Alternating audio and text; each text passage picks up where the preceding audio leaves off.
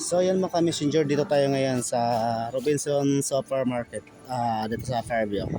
So inutusan ako ni Oscar, bibili daw ako ng dalawang noodles Lucky Me Beef. Ayan, susundin natin si Oscar kasi baka magalit sa atin. Ayan, so bibili tayo ng Lucky Me Beef, dalawa daw. Nahiya si Oscar bumili ng Lucky Me Beef sa supermarket dahil dalawa lang daw ang bibilhin niya.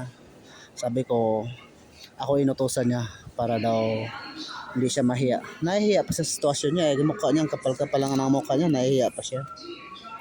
Ayan guys, bibili tayo ng noodles. Hinahanap ko yung beef. Ayan ang beef. Ito yung beef. Yan. So, dalawang beef ang bibilhin ko para kay Oscar. Magkano isa na ito?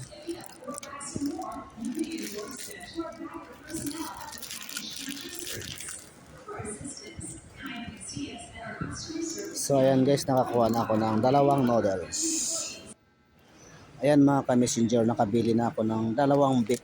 Ayan, so tiba-tiba na naman si Oscar dito. Ayan po, tara. Tara mga ka-messenger, bayaran na natin sa cashier. Ayan, dalawang beef lang bibilhin natin. Punta na tayo sa cashier.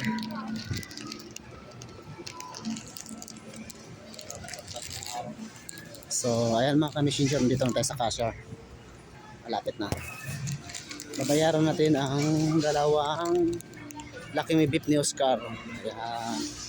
So ayan na siya.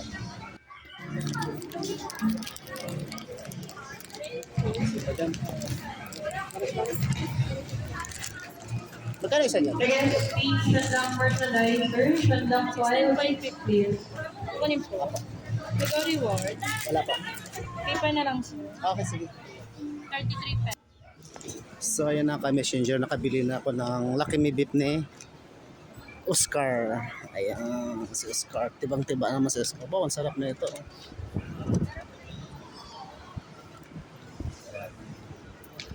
So malupit si Oscar ngayon. Utos ng utos si Oscar.